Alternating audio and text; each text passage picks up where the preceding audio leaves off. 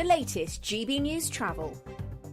Good evening, I'm Johnny Ratner. Long delays continue up in Warwickshire for the M40. The southbound carriageway of the motorway remains closed off from junction 16, the Henley and Arden turn-off, down to the Warwick bypass, junction 15. A lorry caught fire, causing long queues back to the M42, back up the Warwick bypass, and indeed coming off the motorway down the Birmingham Road into Henley and Arden as you divert. In Leicestershire, south of Leicester at Cosby, the A426 has been closed on the Lutterworth Road following an accident, and south of Grantham in Lincolnshire, of course, the A1 remains shut southbound from the A52 down to the Little Ponton Junction. Investigation work continues following a serious accident. On the Hertfordshire stretch of the M25, the motorway is down to a single lane anti-clockwise for emergency barrier repairs just before the A1M, and it's really still on the Essex stretch clockwise towards the A12 after an earlier crash. And that's the latest. You can stay up to date throughout the day by visiting our website gbnews.com. There's still plenty of time to grab your chance to win our biggest cash prize ever, an incredible £50,000. What would you spend £50,000 on in the coming year? Spectacular holidays, a brand new car, home improvements, or maybe you'd just like to save it for a special occasion? For another chance to win, text cash to 63232. One entry costs £2 plus one standard network rate message, or text bonus to 63232. 5 entries cost £5 plus one standard network rate message. Go to gbnews.com/win. Entries start from just £2. You can call 0903 681 3232. Calls cost £2 plus your network access charge. Or post your name and number to GB10 PO Box 8690 Derby DE1 9TT. UK only. Entrance must be 18 or over. Lines close at 6 p.m. on the 31st of January. Please check the closing time if listening or watching on demand. Good luck. Join me, Nana Akweer, for an informative, interactive news programme with a difference. It's fun. No, he didn't say that, Dave. I'm so surprised. I think there's an element of truth to that. Join me from 3 p.m. every weekend, only on GB News, Britain's news channel.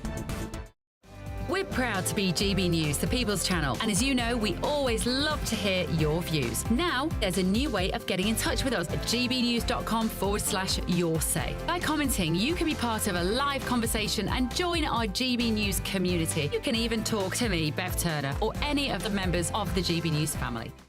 If you want your news to be straight talking... This is the nightmare for the Conservatives again. Down to earth. It's not just Nottingham where this is happening, is it? And most importantly, honest. Hard-working, middle-class taxpayers, they'll get their book thrown at them. Then catch me, Martin Daubney, Monday to Friday, 3 till 6 p.m. on GB News, Britain's news channel.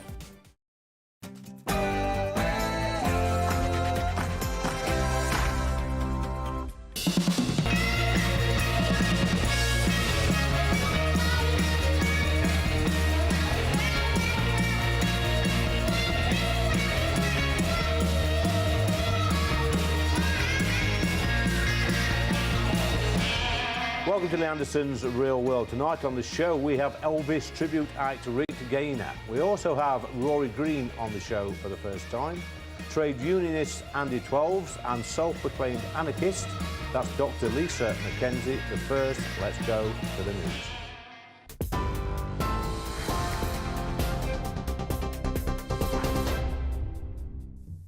Very good evening to you from the newsroom. Back to Lee in just a moment. First, though, the headlines. Elon Musk's comments on grooming gangs have been slammed today by the Health Secretary as misjudged and misinformed. The tech billionaire accused Sir Keir Starmer of inaction and said Safeguarding Minister Jess Phillips deserves prison over her comments on child exploitation in Oldham.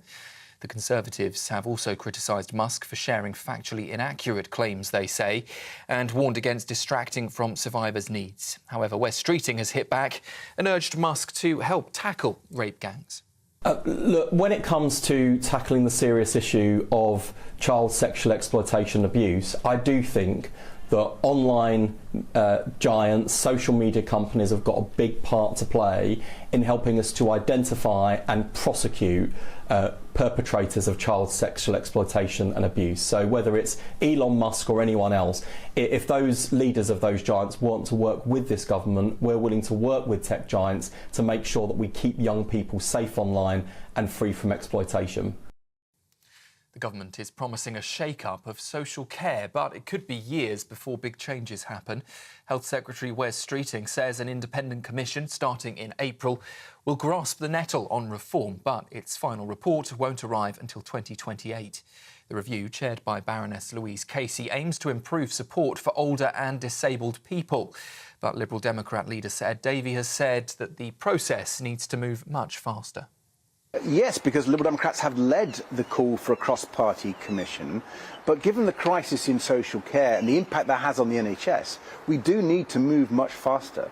So the Liberal Democrats will be calling on for many more immediate measures to tackle the chronic shortage of staff in our care system, and for the pace of this commission to be accelerated significantly. We have to tackle this. The Conservatives left the care system, the NHS, in a total mess.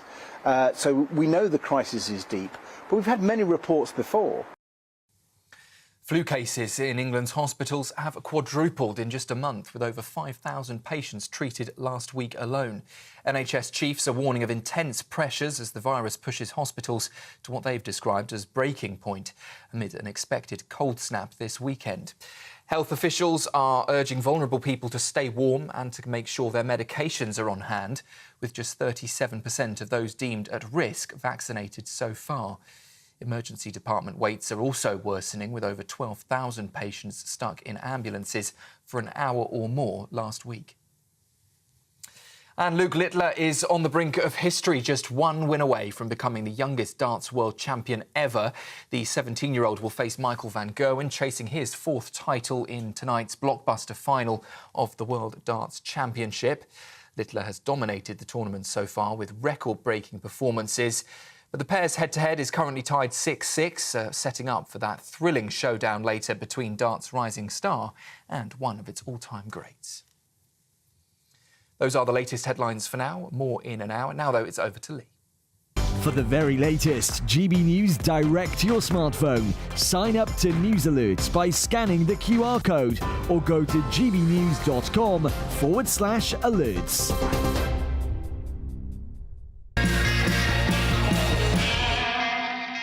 Welcome to Lee Anderson's Real World. I'm Lee Anderson, Reform UK Member of Parliament for Ashfield, and joining me once again this week is Dr Lisa McKenzie, a self-proclaimed anarchist. That's right, and he's back. Andy 12s. He's a, what are you, Andy? Trade unionist. A trade local man, local man. He's been a scaffolder. He's done all sorts, and you've been accusing our guest of being a Waspi woman. I would never. I would say accused is a strong word. Accused is a strong word. I apologise on I'm 68. I'm 68. I was born in 68. You're not 68. No, I was born in 68. That's a long way off from the 50s. So we'll just clear that up. I apologise wholeheartedly. Not a Waspi woman. But Lisa, I think every single front bencher for the Labour Party at some stage in the run-up to the last election and the one before said that they would give the Waspi women their compensation, which was due. It's unfair, it's terrible, it's wicked, it's horrible. They deserve this money. And what have they done just a few weeks back? Well, they've decided that there's a technicality, I think, in the Ombudsman's decision that they can get out of. That's what they've done. They've looked at the Ombudsman's decision and they've gone, right, how do we get out of this? So they've found this technicality, which is about when the women were first notified, and they've sort of technically got out of it but apologised, which is not justice, it's not fair, and actually, again, it's another hypocritical move, because it wasn't just the front benchers that have had photos took with the Waspi women, it was all the backbenchers as well. So they've all done it. They're all in this, every one of them. Andy, you've got to come back on that. Defend the Labour Party on this.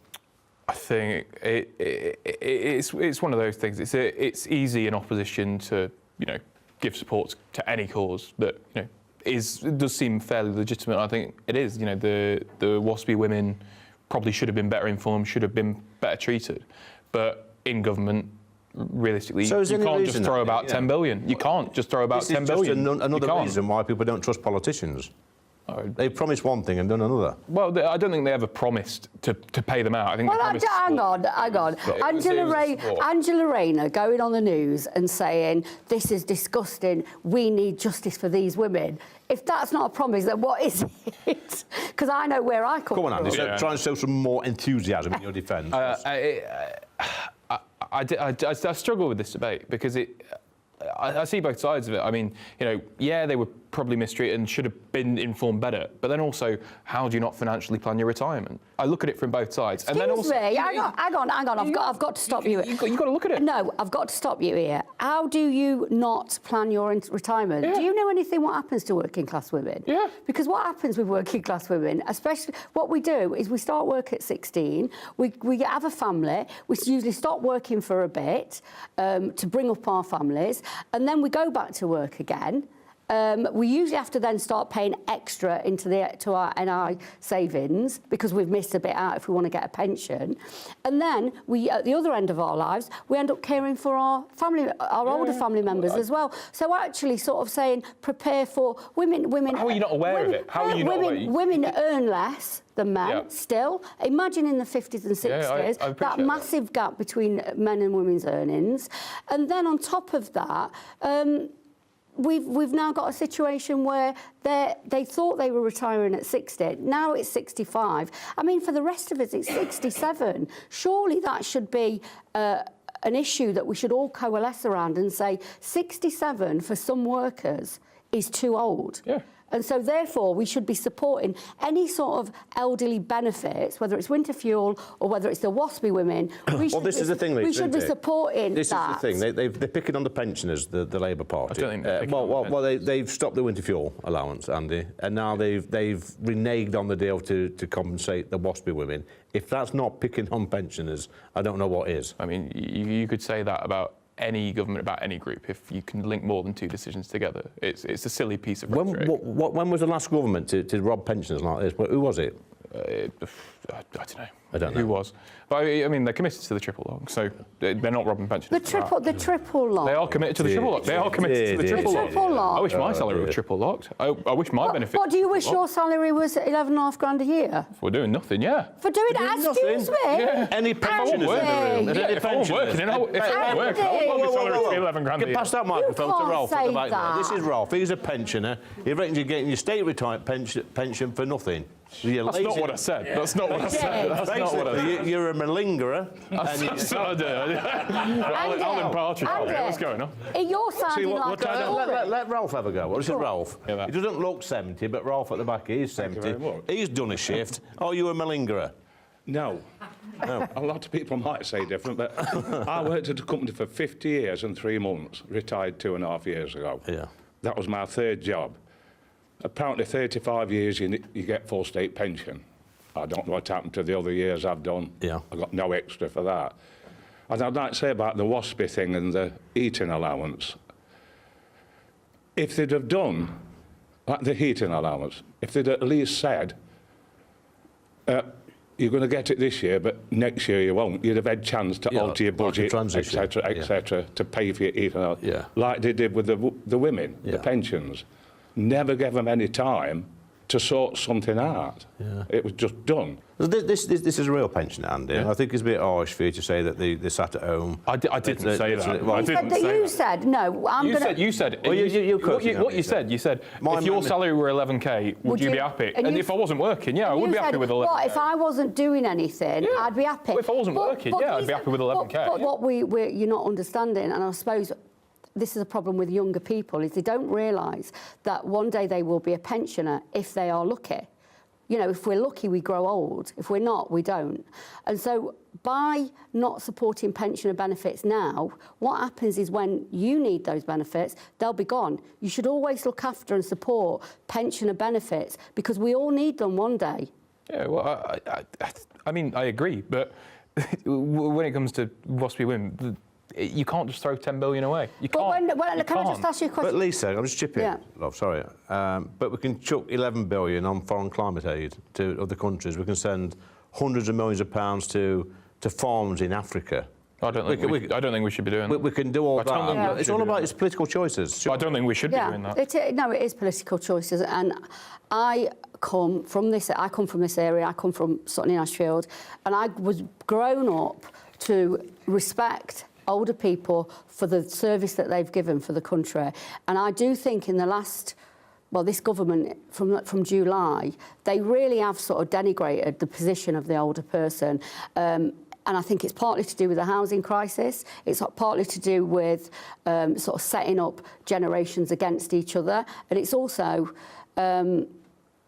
about sort of the culture wars as well. The elderly people have been dragged into the culture wars. I don't know how that has happened. But what we need to do is we've got to protect older people's benefits, because it is something that we're all going to need. You know, I remember being a young person working, you know, down the road at the Pretty Polly, when the pensions started to come in, private pensions, and I was like in my 20s, and I was like, I don't need this, or this is not about. All of a sudden, I'm in the part of my life now where I'm thinking about this. So, you know, what I would say to younger people is one day you will need this. Protect it and protect the people. So where do we stand on private pensions, and do you think it's a responsibility of people to take their own private pension out as well to top their income up? I mean, it's personal choice, isn't it? Obviously, I'm not going to go tell people what to do with the money. Yeah. But again, that's a different. But that's very different. Again, if you're a woman, because women work part-time, mostly part-time. They work in low-wage jobs. Sometimes they change jobs because of various family issues. So sometimes they don't always build that sort of private pension pot up. So that's why when it comes to state benefits for women, particularly, we have to protect those. And I just want to say as well, you know, in France a couple of years ago, when they were raising the French pension from 62 to 64, and all the trade unions in France came out against that because they knew something we obviously don't know, is that you have to protect pensioners' rights. I think, you know, the way that the trade unions have... the Trade Union Congress and the trade unions in the UK have allowed various benefits, not in the workplace and after the workplace, to kind of be denigrated. It is more a commentary on the lack of standard of trade unions in the UK. Let's go back to a real pensioner. Let's go back to Ralph again. Ralph, do you feel valued as an old age pensioner? No. Everything you seem to ask for, it's a no. It's a no. So, no, you don't. Okay. Everything you want to apply for. If you haven't got enough money and you want to apply for something, you've really got to ridicule yourself to show you've got nothing. Yeah. You know, and belittle yourself just to get.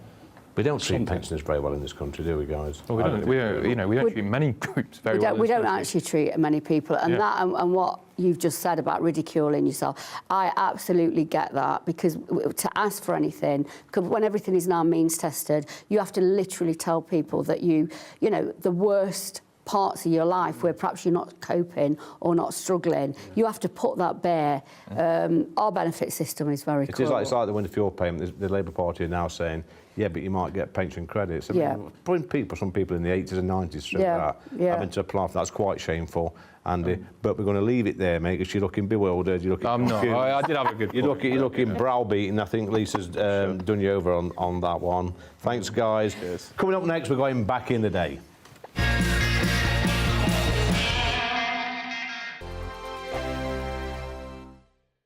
This is GB News, Britain's news channel. Love a bit of baking and share some hot tips.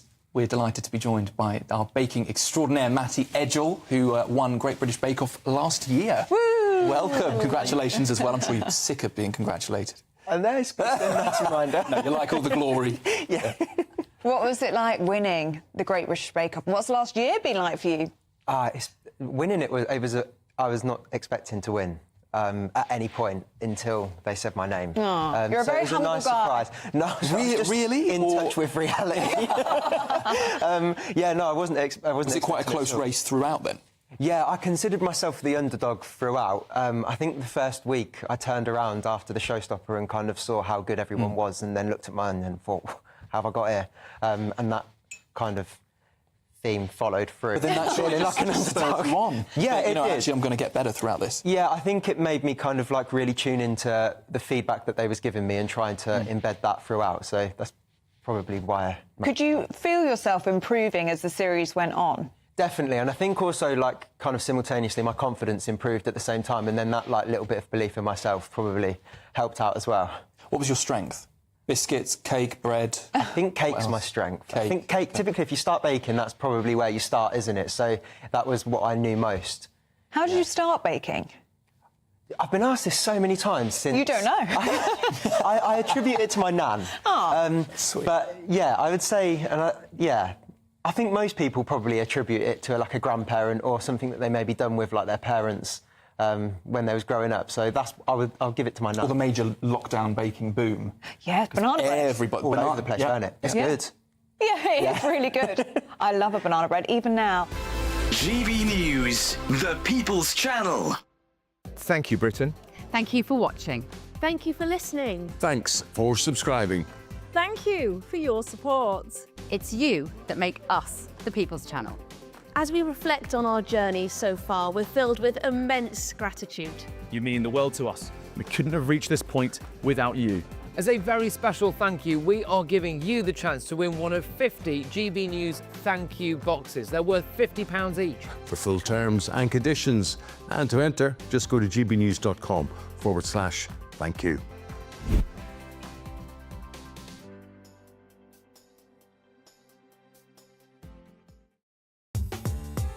I'm Christopher Hope. From pop stars to politicians, I'll interview anybody in a pub who's got a political opinion. Join me every Friday on Spotify, Apple Podcasts, YouTube or gbnews.com, or wherever you get your podcasts. This is GB News, the People's Channel. Welcome back to Lee Anderson's Real World. I've got Rory Green with me today. Thanks for coming, Rory. Good to see you again. Yeah, good to see you again, mate. Now, Rory does some really good work in his spare time. You run a mental health, a male mental health support group, and one of the things that drove you to this was your, how can we say, well, you had a brush with the dark side. Can we put it that way? Or buckets of threes, as they call it, as well. Yeah. Yeah. It all basically started from just before the first lockdown. For those who don't know our story, my wife and I have been on a fertility journey, and there's a bit of a taboo with men and fertility. We don't like to talk about it. Yeah. We miraculously caught pregnant, and we sadly lost the baby just a couple of weeks before the first lockdown. And then tragically, my old man called me on the phone and informed me that my stepsister took her own life as well. So I went to a really dark place, as you alluded to. So yeah, that's a nutshell. Tell me about the dark place, Rory. Catastrophising your head, putting other people first, trying hard, but it just felt worse and worse. The pain, too much to bear, very mentally based. I was still with cognition, but just wanted pain to stop. Because we know in this country, Rory, male suicide is the biggest killer of men under 50. Correct, yeah. About 15 men will die today. They will take their own life today, the same tomorrow, the same the day after. 75% of suicides in this country are men. That's right. Sadly. And the pain you talk about, it's not... Is it a physical pain? It can vary for other people, yes. Yeah. But a lot of the men that my group go after are the men where they're trying, they're turning up to work, and you end up at their funeral and you wonder what the hell happened. And so it's just this despair, a sense of navigating through certain individualised sufferings, which we are all guaranteed in life. But I think my generation is the last crop of one you relate to, which is suck it up, get on with it. Because you contacted me a few years ago now, didn't you? I think you reached out to me and we got in touch and we did a bit of work, and then sadly we had a mutual friend who lost his son, Graham. Yeah. He lost Sean 2 years ago at Christmas. Yeah. He was Sean, 30-year-old, big, good-looking lad. No problems that we could see. A decent job, money in the bank, great family, great support network, and sadly he just went home one night and he took his own life. I've done a bit of work with his dad and his family, and with you guys. Yeah. Enlighten the Shadows, raising money for you, done a debate in Parliament to raise awareness of male suicide. But I think the big thing for you, Rory, in your support group is getting men to actually talk to each other. Oh boy, exactly. We've got some amazing groups that are already up and running, but it's getting those men to the groups. There's fantastic charities across the country, like Andy's Man Club, have Monday night clubs. Ours are more tailored to hook men in. So one's a football kickabout with men that we've got a great partnership, Mansfield Town Football Club with the Community Trust, and then a great local pub that you're very familiar with. The Doghouse. Yeah, they open up their doors on their closed days, and it's been phenomenal. They've been tens upon tens of men in the last 12 months alone admitting suicidal thoughts. We put that support in place, following up, not making a big deal of it, but really hitting hard at the detail of what they're struggling with and just supporting them through it and getting on there. So how do they reach out to you, Rory, these people? Oh, it can vary in a plethora of ways. Do you know what I will say? Shout out to all the women and wives. I was just having a conversation earlier about this. Women are our greatest fan, and you have women that will be, you have the nagginess, don't you? Which is, men sometimes jokingly say can be annoying, but it's a phenomenal attribute in a wife, in a mum, in an auntie, a grandmother, because it's getting men that support that they need. So women are probably one of the best ways. And then just through the work we're doing is, we're regular guys who are just trying to make a difference. I think that helps. That makes men realise that we're not ultra clinical and over like white collared per se. Yeah. We're quite relatable, I like to believe. So I think that helps, and we're different. I think myself and probably a couple of guys in the audience here are from a generation where it weren't really acceptable for a man to open his feelings up, cry, be emotional, and talk to people. But I think we've got to get around that somehow, aren't we? And to help save young men's lives. Absolutely. I think there's a balance in it. I think crying is massive. It does help, and we're all different. So I'll probably cry more than you per se in a 5-year window. But I think stoicism, resilience, strength is a good thing. And once we build that trust and relationship with men, and we're alongside them, we then give them tools and strategies to get them back on the feet, so they're not just surviving. But we see sometimes, Rory, so that some of the research I've done in Parliament is some young men who've wanted to be footballers or sportsmen. They've been through the journey from being 5-year-old to the academy, through whatever teams they go through. They get to 16, 17, and then they're dumped by these sports clubs. There's no like D-mob or aftercare. It's just like get off, and they can feel pretty useless, these young men can.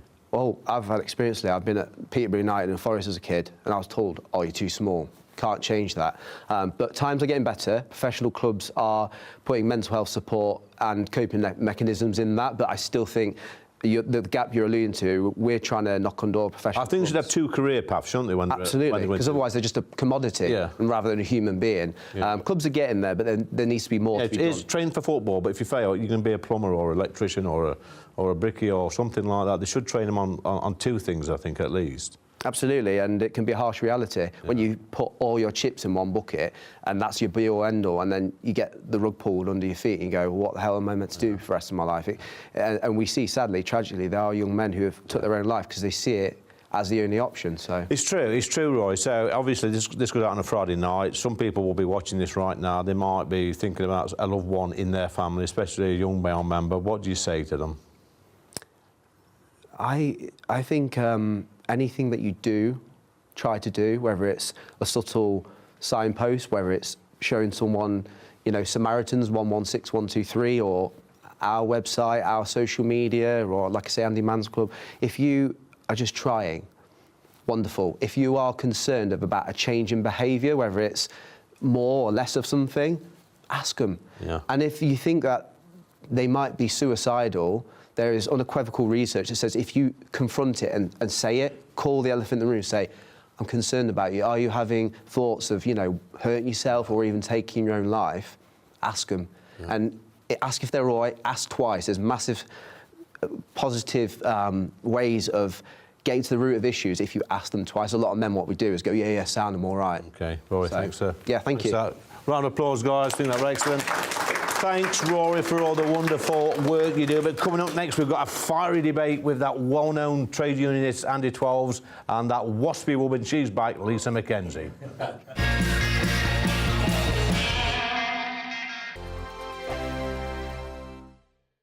Hello there, good evening. Welcome to your GB News weather update from the Met Office. An unsettled weekend ahead, multiple Met Office warnings in force, including some amber warnings for snow and ice. So do stay up to date on our website for those. For Friday evening, however, plenty of clear spells as a ridge of high pressure crosses the country. So likely to see some icy stretches. Once again, also a widespread frost. And then towards northern areas, this is where we have our yellow ice warning in force. So likely to see the bulk of the icy conditions here. But even across the south, likely to see a widespread sharp frost and also a chance of some ice here too. But plenty of clear skies overnight means temperatures are soon going to drop away. Most towns and cities dropping below zero by the time we reach Saturday morning. So a very cold start to Saturday, but there's also going to be lots of bright weather around too. Still can't rule out some showers around coastal areas of Scotland, particularly in the north where they're likely to fall as sleet and snow, mainly across hills, but we could also see some flurries to lower levels too. Similar across Northern Ireland, northern parts of England, a cold, icy start, still with a few showers feeding in around coasts. Also northwestern coast of Wales could see some showers, but for the bulk of England and Wales, largely dry and plenty of bright sunshine to start the day. But as I say, cold with a sharp frost and a risk of ice.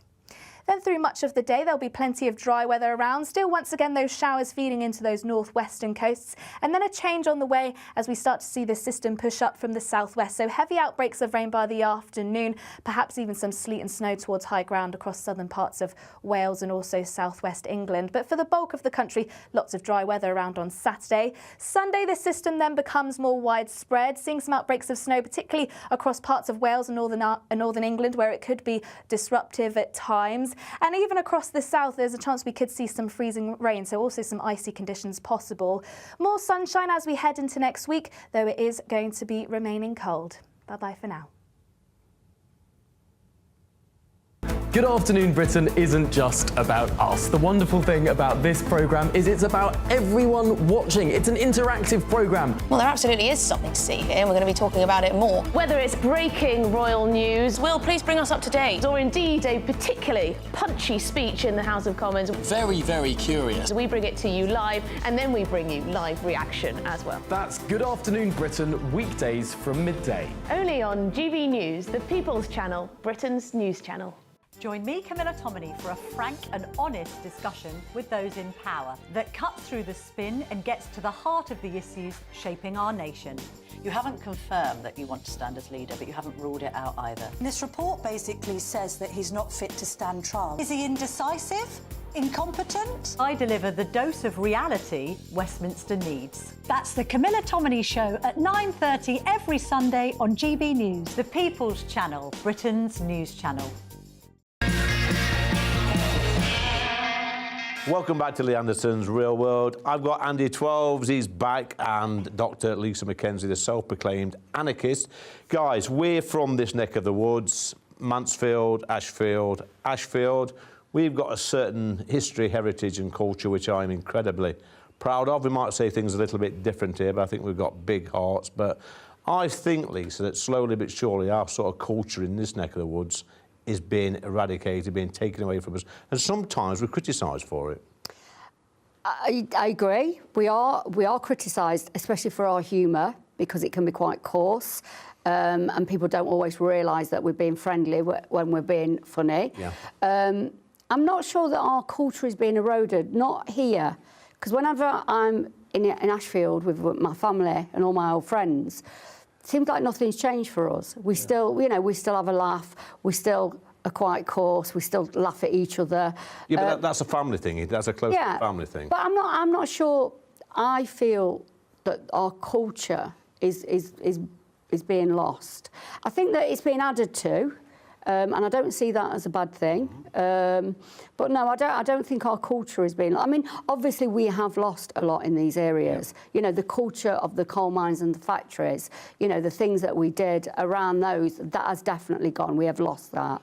But I'm thinking more of the language you use, the humour. You said coarse humour. Sometimes it's coarse. Sometimes, especially now, Andy, we live in a social media age when we may say something around this table having a few pints, but if you put that on social media, you'd get cancelled, kicked off, and probably lose your job. Yeah, that's true. I agree. I mean, I live in London now, and I've been a posh part of London. Well, it's an all right bit of London. We could be worse. Not bad for a socialist. Well, you know, champagne and prosecco, I'd say. Okay, but I mean, it's London, so it's posh. But I've been back here this week for Christmas, and been out with a couple of friends that I used to work with, used to go to school with, and it's so refreshing to come back, and you know, I'm able to be slightly blunt, a bit coarse, like you said, and you can actually be, you're not walking on eggshells like you would be in kind of corporate London. And I think this kind of, not HRification of the world, but where you've really got to watch everything just in case you offend someone. Yeah. I don't think that's helpful. I have this argument sometimes, Lisa, with journalists in London. When I might say something, if we sat having a drink, and say, oh, you can't say that. I say, well, you know what? You know, if you get out in the real world, in real places, this is exactly what people are saying. Yeah. You know, wake up. Yeah, there's a brutal honesty in these places, and that's because of our history, and also I suppose we trust each other a bit more as well.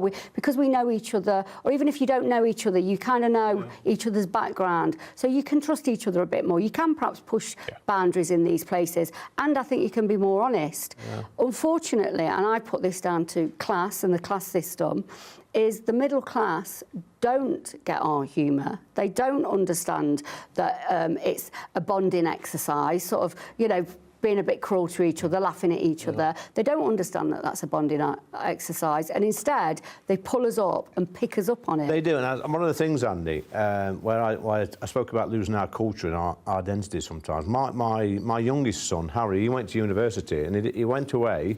Obviously mixing with different people from all around the country. He's gone away 6 months and he come back and disaster had struck. He was a vegetarian. I mean, what is all that about? I mean, I think it's a personal tragedy and a familial tragedy. It's a terrible tragedy. I think it's awful, truly. The first ever vegetarian in our family, by the way. I know. I mean, we haven't got one of them. Neither do we. We don't have any of them. But this is the thing, they go away to uni, they get their minds poisoned by all these lefties. Eating lettuce when they come back. Well, all sorts, stuff like that, yeah, I mean, lentils. I mean, lentils, oh, God. Well, but that's my point. I mean, I'm being a bit flippant, but they go away, they come back and they're different people. I mean, you know, for reference, I don't think there is anything wrong with being a vegetarian. I know many working class vegetarians for many reasons. Can't they have a bit of way for the thin man? Well, you know, I think the royal family. Now that's where I would agree with you. So when we start to think about our culture, so you think about what working class people now are on the telly. So, you know, I'm thinking about the royal family, you know, the big sitcoms of the past, where working class laughter was absolutely in there. We have disappeared now. And we also now, Andy, getting some of the old comedies from the 70s, The Rising Damps, The Dad's Armies and stuff like that. We're getting disclaimers on the screen before this may offend somebody. Yeah. Well, I'm sorry. Offence is taken, not given. Yeah, I think it's ridiculous, and it's a way of trying to erase the past. I mean, you know, sure, some of those jokes are somewhat insensitive, but that's what makes them funny. Yeah. That's the point of the comedy. To who, though? Well, you know, I think, you know, looking at Fawlty Towers, there were some insensitive jokes. If I was on there... Have you ever watched a Carry On film? Once, yes. One? Is that it? I'm not a big fan. Have you seen this? Have you heard this? One. I speak to the crowd. I speak to the crowd here. Honestly. Well, no, I can't sit down and watch films. Carry On films. They're too long. What's your favourite Carry On film? Screaming. Carry On Dick. Carry On Screaming. That's a good one. Frying but they're great, aren't they? They're great. Full of innuendos, aren't they? Yeah, they are, and I think you've got a point because. You know, this again, I'm a working class academic and I look at this stuff because I think it's important. Working class people are not on public platforms anymore. You don't hear our humour, you don't hear our accents. We are, and if you do, we've been sort of silenced and quietened down, and you know, and this sort of general laughing and chit chat that we've had today, and really at your expense. There's used to that. And another place that we might be considered. Yeah, but look at this area, Andy, that we live in. We've got all the old miners' welfares, the working men clubs. You know, got the Victoria Club up here, which is shut now, sadly. The welfares. But on a Saturday night, you'd get a comedian in there, you know, telling jokes to the miners, the factory workers. And it would often be a miner who was then actually a comedian at night. Yeah. You know, I mean, you're not going to like this, but that's what Karl Marx said. Yeah. Karl Marx said that you could be a fisherman in the morning and an artist in the afternoon. And that's what we used to be here. Yeah. We did used to be able to, you know, do the hard work in the day and then at night be a musician or be a singer or a comedian. See, I have to watch my language sometimes in Parliament because You know, I was a coal miner for many, many years at Sutton Colliery and then Welbeck Colliery, and I think, we used to talk to people underground, not in a nasty way, but in a banter. It's like a dark humour, I suppose. Yeah, the nearest thing now is probably the armed forces, where they can still probably get away with a little bit of that. Yeah. But if you use that sort of language anywhere else, then they'd be cancelling you. I tell you what, corporate Britain, isn't it? I tell you what, you should have been in the factories with the lasses then. Well, I've got my mother here. She in factories. I know, because I tell you what, if you ever heard them women in the factory when I was young. Listen, I used to see them women on Friday break up at Christmas in the Portland Arms. I know. I was one of them. I'm sure you did. I'm sure you did. I saw what they got up to. I know. But I think just building on Lisa's point about working class people in television, the fact that us three are here, all working class people, sat talking. Yeah, but we won't get it on the BBC, Andy. Well, this is the thing. No, you wouldn't get it on the BBC, you wouldn't get it on ITV, you wouldn't get it on Sky. The fact we're sat here with working class people, almost exclusively, is something that's rare. You wouldn't have seen something like that. It's terrible, 40 years ago. You can't get working class people on the BBC, but you can get paedophiles. You got Jimmy Savile. Yeah. You got dodgy. Hugh Edwards. Well, not for a paedophile, but dodgy. Gary Glitter. He made his name on there. I mean, it's rife with this sort of behaviour. Yet normal working class people. Producer's going mad, by the way. He thinks he's going to cut this bit out, but he needs to leave it. Doesn't represent the views of the channel. But by the way, disclaimer: the BBC aren't here to defend them. I am not bothered because I don't pay my licence. But guys, this is a serious thing, really. Well, I mean, no, it is a serious. Absolutely, it really is. I know we're laughing, but actually, having no public representation is a big issue. It's a major, and that can be in politics, but also culture as well. When working class people all over the country see this show, they will be laughing along wherever they're from. And we're making a point. And they'll be laughing along with us. And it don't matter whether they're in Kent or whether they're, in Wales, they will understand this humour. Yeah, and, we've got, a Reform MP, an anarchist trade unionist, these are all working class values. That sounds like a joke. I know, it does. But on a serious note, a working class value isn't a left wing or a right thing. It's a class thing, and when we talk about diversity, it's often put down to gender or race, but socioeconomic diversity is never considered. And I think you're using big words now. Now I'm with the academic. I'm bringing out the big words, but it is serious. We never have class diversity. Lisa's been a working class lady. I've been a working class bloke. Well, whatever. And cheers for the solidarity. But I know from working underground that the men I work with did an incredibly difficult job in difficult circumstances, hard work. I've got some ex-miners in here. My mate Andy's in there. He did 35 years down the pit. But these were socially conservative people. They loved Queen and country. They would sing the national anthem. They respected law and order. They wanted their kids to do well. They're aspirational. Wanted their kids to go to a good school. They believed in hard work pays. These are socially conservative values. These are, Andy, and something that regardless of what class you're from, these are tremendous values. Yeah, and I would say that we do share a lot of those values with other working class people around the country and working class people who have got immigrant backgrounds as well, because some of we've got the same sort of values. I teach a lot of South Asian people at the university, and they've got very similar values to what I grew up with about family, about family, community. So I would say that our values are still there. Whether they're represented on a big stage or not is a different thing. And I think we should have a campaign about getting working class people. I agree. Andy, what's the best thing about this area? I think it's the community. So why do you live in London then? Well, the reason is because Thatcher stripped all the jobs. OK, so you've done a runner. Lisa? Well, it's true. What's the best thing about this area? Do you know what? I like it. You're still blaming Thatcher 40 years on, by the way. Well, I am and all, but... I think most of these people... do you know what I like about us? I like our history. I like our very, very complicated but fascinating history. I like our countryside has sort of been industrialised and now it's countryside again. It is, we've got deer now on barley and badgers and foxes. I know. Guys, great discussion once again. Andy, always a pleasure. Lisa, a pleasure. But coming up next, we're going back in the day.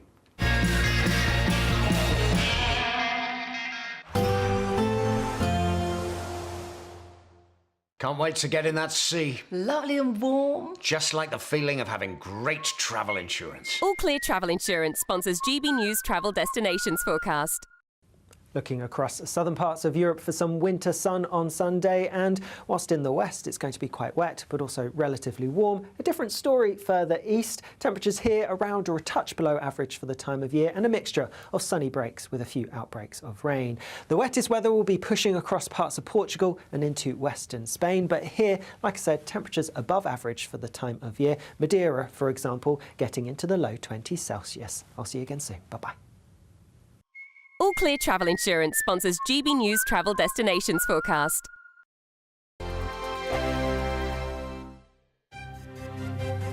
GB News Breakfast. Every day from 6 a.m. Following the summer riots and the resurgence of far-right ideologies, the former Education Secretary told peers that reinforcing shared values is now more crucial than ever. So we're asking this morning, should we teach British values or would it be a step backward? Or how do you even start? To debate this now, we're joined by the Campaign for Real Education Chairman, Chris McGovern, and political commentator, Matthew Stadlen. Well, I think these days, particularly in schools, it's quite fashionable to look at the negative sides of Britain's identity, particularly British history. Personally, I think I'm very proud of being British, and I think we need to be proud of our country like most other countries around the world are. As Chris says, Matthew, lots of other countries do it. Heck, you only have to look at the United States, don't you, to see how sort of patriotic they are. Is there anything wrong in trying to instil a bit of that amongst our youth?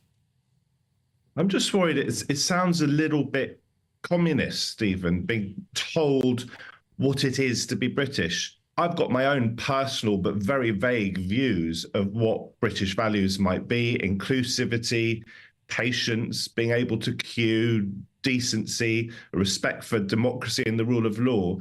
But I mean, very many people will have different sets of values. Some people are racist. So are British values racist? You talked about the far right. I think we all know what the far right is. It's sort of violent, xenophobic racism. But if you have, say, I don't know, 3-4 million people in this country who might describe themselves as racist or far right, and they're British, or as British as you lot and as I am, does that mean those values get taught in schools? My worry is it's a little bit communist. GB News, the People's Channel. It's Patrick Christie's Tonight, and here we do things differently. It's explaining the absolute madness of this, doesn't it? It's explosive. I mean, this is very good. It's lively. 850. Your government sat there short and it did nothing. It's controversial. And the Middle East has been in turmoil since before I was born. It's everything you need to kickstart your evening. Everyone's had their Weetabix tonight. I love to see it. That's Patrick Christie's Tonight, weeknights from 9 p.m. Only on GB News, the People's Channel, Britain's news channel. This is Britain's Newsroom, where your voice matters. It's just astonishing. With expert analysis and honest opinion, we don't just keep you informed. We bring you unique perspectives you won't see anywhere else. Can't argue with any of that. When the news happens, it happens here. On Britain's Newsroom, weekdays from 9:30 a.m. Only on GB News. I'm Nana Acquia. This is GB News, Britain's news channel.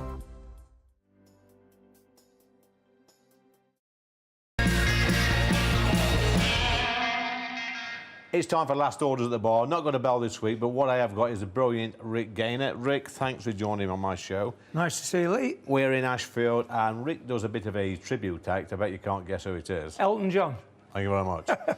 Listen, Rick, I first saw you about 35 years ago in the Portland Arms down the road, which is no longer there. You were doing like a comedy show. Yeah, well, it's nice to be back here in Huthwaite 35 years later, backed by popular demand. Popular demand? Yeah, exactly. 35 years later. It's not that popular. Well, listen, you know, just a few weeks back, a mutual colleague, friend of yours, he sadly passed away, Duncan Norvell. Now, you knew Duncan very well, didn't you? Well, Lee, the first time I saw Duncan Norvell was, I think about 1986 at the Aquarius. Same as me? Yeah, and I was just starting my career out then, and I was actually doing an impression of Duncan Norvell back then. If you don't remember him, he used to go, "You're looking at me funny, aren't you?" "Come on, Lee, chase me." Went to chemist the other day, you know, Lee. Said, "I'd like to buy a jar of Vaseline." Said, "What's it for, cups?" I went, "No, chaps." That'd probably get cancelled these days, wouldn't it, that? But no, he sadly passed away, as we know, he did. A few weeks back. And actually, when last time I saw him, he was in a wheelchair. He was really, really poorly. But you know what, Rick? Back in the day, he was one of the funniest men around. It was wasn't he? brilliant. But actually, you know, even until only a couple of years ago, well, last year, he was still brilliant. I saw him at the Grand at Blackpool, standing ovation. And he was doing, like, jokes about himself, like, oh, like you said, you're in a wheelchair, and he says, they call me Spider-Man, not because I swing from building to building, so they can't get me out at Bath. Dear me. But look, how do you go from being a comedian, and I know you've done a few pantomimes as well and stuff like that, to being an Elvis tribute act? Well, again, years ago, I used to do a lot of singing impressions and lots of other impressions, a bit like Freddie Starr, my act. Yeah. And it was just like a natural sort of thing that I'd do Elvis as part of it, only a little segment. But then when I met my current wife, I call her that just to keep her on her toes. Yeah, yeah. She said, look, you've got to look at Elvis. Why don't you try and do Elvis? So we entered this talent competition, just a couple of weeks' notice. I come second, didn't bloody win it though. No. Come second, but by that we decided we'll have a couple of years of doing this. 11 years later, still doing it. But we're loving it and we're selling out everywhere. It's Still doing it, still paying the bills. So what is it about Elvis then that all these years on, you know, nearly 50 years since he's been gone, people still want to listen to his songs? Because he is the original and the best. Elvis would be 90 in January the 8th this year. He was, yeah. And Elvis came along 1955, 56, and he broke the mould, and that was it. And then everybody wanted to be like Elvis. Yeah. You know, and that's where, obviously, the Beatles, they loved Elvis. They absolutely adored him. Everybody loved Elvis. But didn't Elvis copy off Shaking Stevens? Oh, yeah, of course he did. Yeah? Yeah, I mean, I get that as well. Do you Go do a bit through of Shaky? Green Door. No, I don't. I don't. But Do you do a bit of Shaky? No, but they're I do like a bit of Shaky, but, you know, it's a good career being in entertainment, isn't it? But there must have been some nights, you know, along the road somewhere where you thought, wow, why do I do this? Why do I get on that stage? Do you get stage fright? No, funny enough, no, I don't really get stage fright. I just, it's like the anticipation of what's going to happen. I know exactly what I'm going to do, other than the comedy, because I do quite a bit of gags in it as well. I never know what I'm going to do with that. But no, I think most people that come to watch me are Elvis fans. Yeah. So they know what they're getting, and they're up for it, you know. Yeah. But it's different when you do weddings and that, when they're not all Elvis fans. It's a different beast. Slightly different. And cruise ships, you've done that? I've done cruise ships. I used to work for TUI, for Thomson Gold, yeah. doing all the gold hotels, travelling all over Europe.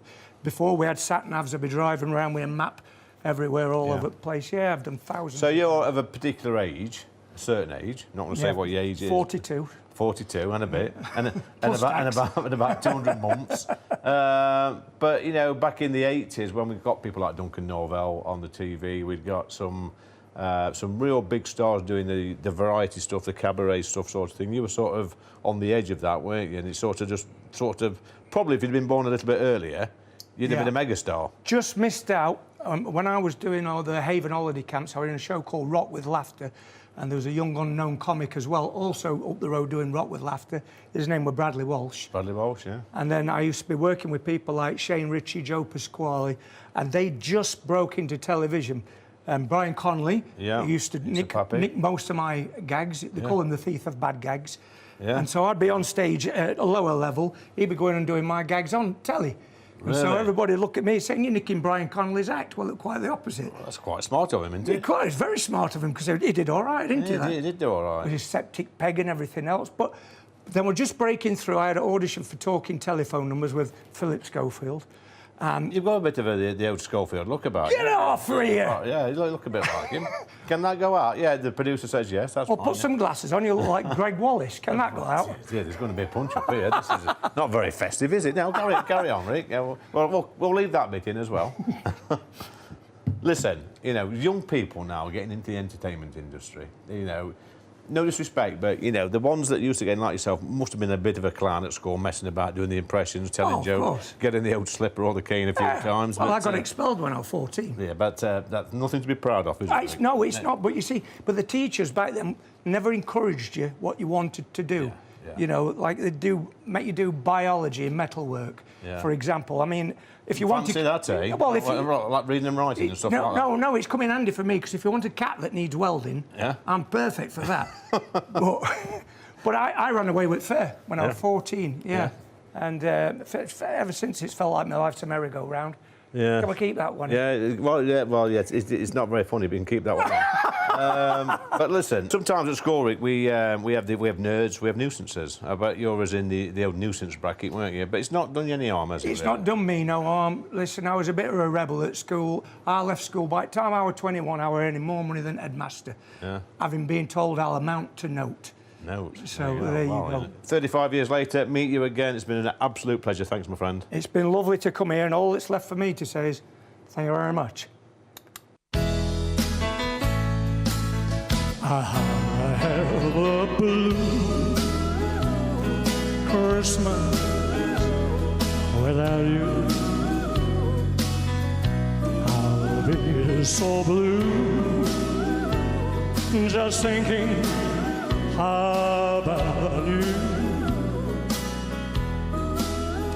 Decorations so red on a green Christmas tree.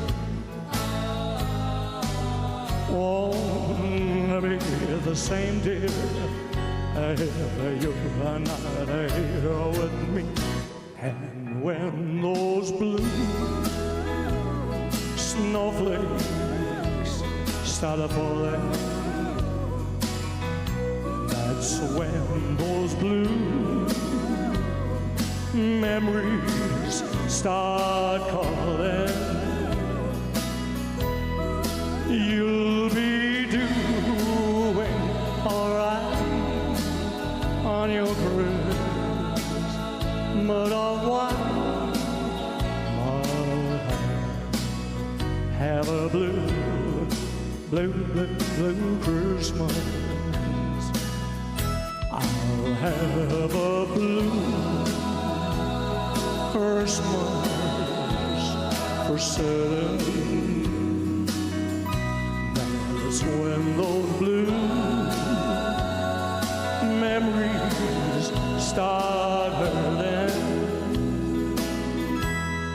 You'll be doing alright on your Christmas of wine. Have a blue, blue, blue, blue Christmas.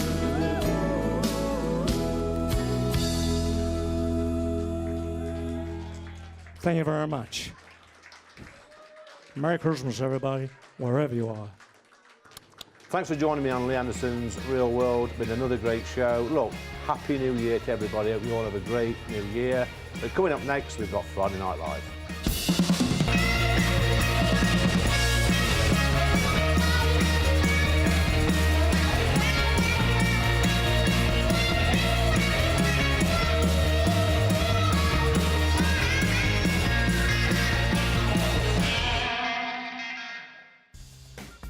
Thank you, Lee, and good evening to you at home. Coming up in just a few minutes, we're going live to the Reform UK conference in the East Midlands. Nigel Farage, after an explosive 24 hours, grooming gangs, Elon Musk, Tommy Robinson, Kemi Badenoch, Nigel Farage taking to the stage at 8:10. First things first, what will his response be to Kemi Badenoch's accusations that Reform stitched up the figures of their membership? He'll reveal all in just a tick. I'll see you in a second.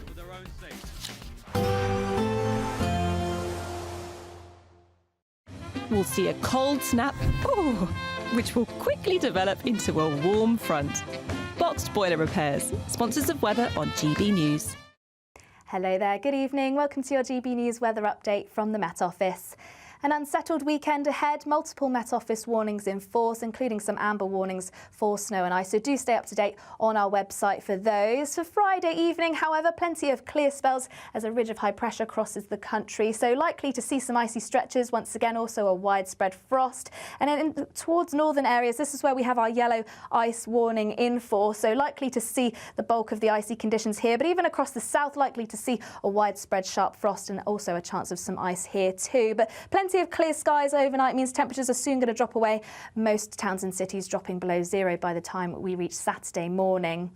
So a very cold start to Saturday, but there's also going to be lots of bright weather around too. Still can't rule out some showers around coastal areas of Scotland, particularly in the north where they're likely to fall as sleet and snow, mainly across hills, but we could also see some flurries to lower levels too. Similar across Northern Ireland, northern parts of England, a cold, icy start, still with a few showers feeding in around coasts. Also northwestern coast of Wales could see some showers, but for the bulk of England and Wales, largely dry and plenty of bright sunshine to start the day. But as I say, cold with a sharp frost and a risk of ice. Then through much of the day, there'll be plenty of dry weather around. Still, once again, those showers feeding into those northwestern coasts. And then a change on the way as we start to see this system push up from the southwest. So heavy outbreaks of rain by the afternoon, perhaps even some sleet and snow towards high ground across southern parts of Wales and also southwest England. But for the bulk of the country, lots of dry weather around on Saturday. Sunday, this system then becomes more widespread, seeing some outbreaks of snow, particularly across parts of Wales and northern England, where it could be disruptive at times. And even across the south, there's a chance we could see some freezing rain, so also some icy conditions possible. More sunshine as we head into next week, though it is going to be remaining cold. Bye-bye for now. We can expect clear skies, leading to a light and warm day ahead. Lovely. Boxed Solar, sponsors of weather on GB News. You could be joining the Great British Giveaway list of winners with your chance to grab a fantastic £50,000 in tax-free cash. My name is Cliff. And my name is Julie, and we won 25,000. I'd say don't hesitate, do it. If you're not in it, you've got no chance of winning it. For another chance to win, text cash to 63232.